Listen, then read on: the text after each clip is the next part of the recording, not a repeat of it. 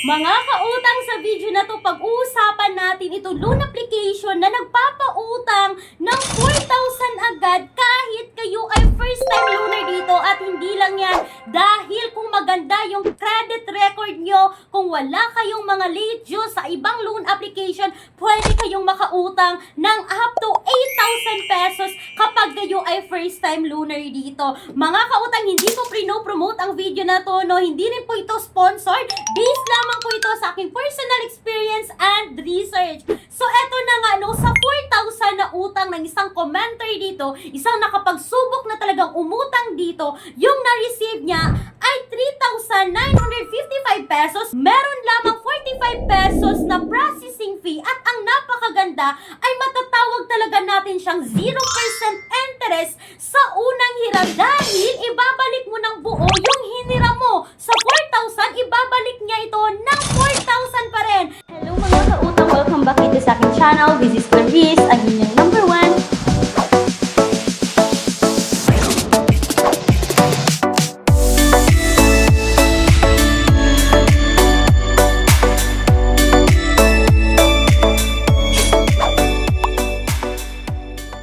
Yan yung pag-uusapan natin sa loob ng video na to, kung kailan siya babayaran, kung worth it nga bang utangan itong loan application na to. But bago yan mga kautang, itong pag-uusapan natin is pwede kayong mag-apply direct website dito, pwede rin po kayong mag-install at mag-download dito. May mga kaibahan na talaga mga kautang kasi kapag apply direct website, hindi nyo na kailangan pang ibigay yung permission na i-access nila yung phones natin. Pero kapag nag-install at nag-download kayo, manghihingi talaga sila ng permission na ma-access yung mga phones natin. So, ibig sabihin, mawawala na tayo ng privacy sa phones natin kapag nag-install at nag-download tayo.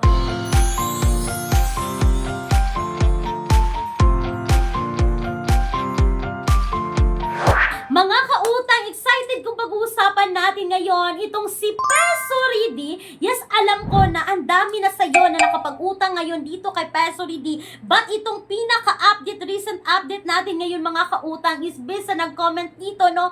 Legit po talaga na 4,000. At ang isa pang comment dito, no? Noong May 1, 2025, na-delay siya sa pagbayad dito ng almost 4 months. But the interest is still low. Mababa lang daw mga kautang. Akalain nyo, no? Sa 4,400 na babayaran niya sana, but na-delay siya ng 1 month, yung binayad lang niya is 4,700 plus.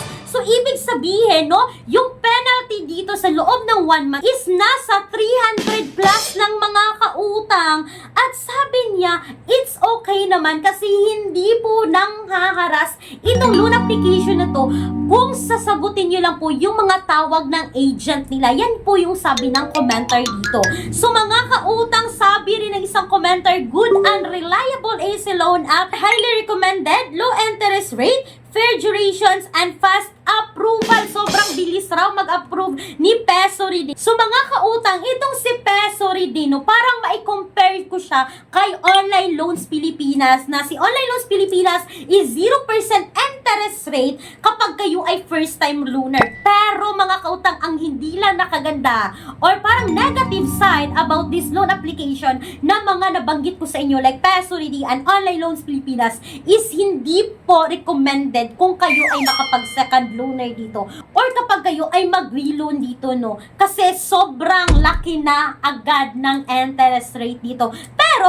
pwede nyo siyang bayaran sa loob ng 3 days. Pwede nyo siyang bayaran sa loob ng 30 days. Yun nga lang mga kautang, sa ang daming mga nagbigay ng mga negative thoughts about na sa second loan dito sa Peso Ready at Online Loans Pilipinas kasi para sa kanila or para rin sa akin mga kautang, hindi na makatarungan yung interest na pinapatong kapag kayo ay second loaner dito. So itong mga nabanggit ko ngayon, okay lang ito kapag kayo ay first time loaner sa mga loan application na to. At itong mga nabanggit ko mga kautang is tumatanggap din ito ng National ID, PhilHealth ID, Postal ID, Driver's License, UMed, at iba pang mga ID na nasa listahan nila. Pero, nasa sa inyo pa rin yan kung susubukan nyo ngayon si Peso Ready at si Online Loans Pilipinas.